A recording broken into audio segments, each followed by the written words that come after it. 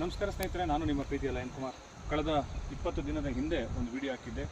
ಮೈಸೂರಿನ CBS bus stand ಮುಂಭಾಗದಲ್ಲಿ ಒಂದು ಮೋರಿಯಲ್ಲಿ ಬಿದ್ದು ತೀರೋಗ್ತಾರೆ.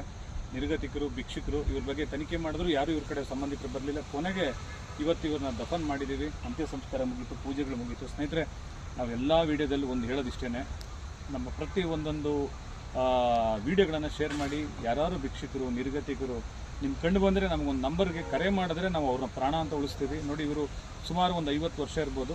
ಇವರನ್ನು ನಾವು ಏನಾದರೂ ನಮ್ಗೆ ಯಾರಾದರೂ ಗಮನಕ್ಕೆ ಬಂದಿದ್ದರೆ ನಮ್ಮ ಆಶ್ರಮಕ್ಕೆ ಅವ್ರನ್ನ ಉಳಿಸುವಂಥ ಕೆಲಸ ಮಾಡ್ತಿರ್ಬೋದು. ನೋಡಿ, 50 ವರ್ಷಕ್ಕೆ ತೀರೋದ್ರು, ಅದು ಒಂದು ಬಟ್ಟೆನೂ ಇರಲಿಲ್ಲ ಅವರ ದೇಹದಲ್ಲಿ. ಅಂಥ ಸ್ಥಿತಿಯಲ್ಲಿ ತಗೊಬಂದು ನಾವು ಪೊಲೀಸ್ ಆರಕ್ಷಕರು ಬಂದು ಅವರನ್ನು ಇವತ್ತು ದಫನ್ ಮಾಡಿ, ಪೂಜೆ ಮಾಡಿ, ಅಂತ್ಯ ಸಂಸ್ಕಾರ ಮಾಡಿದ್ದೀವಿ. ಸ್ನೇಹಿತರೆ, ನಾವು ನಮ್ಮ ನಿರಂತರವಾದ ಸೇವೆಗೆ ಕೈ ಜೋಡಿಸಿ, ಮತ್ತು ಈ ನಮ್ಮ ನಿರಂತರವಾದ ಸೇವೆಗೆ ತಮ್ಮ ಕೈಲಾದ ಸಹಾಯ ಮಾಡಿ. ನೋಡಿ, ನಮ್ಮ ನಿರಂತರವಾದ ಸೇವೆಗೆ ಕೈ ಜೋಡಿಸ್ತಾ ಮತ್ತೆ ನಮಗೆ ಸಹಾಯ ಮಾಡಿ. ವಿಡಿಯೋನ ಲೈಕ್ ಮಾಡಿ, ಕಮೆಂಟ್ ಮಾಡಿ, ಶೇರ್ ಮಾಡಿ. ನಮಸ್ಕಾರ.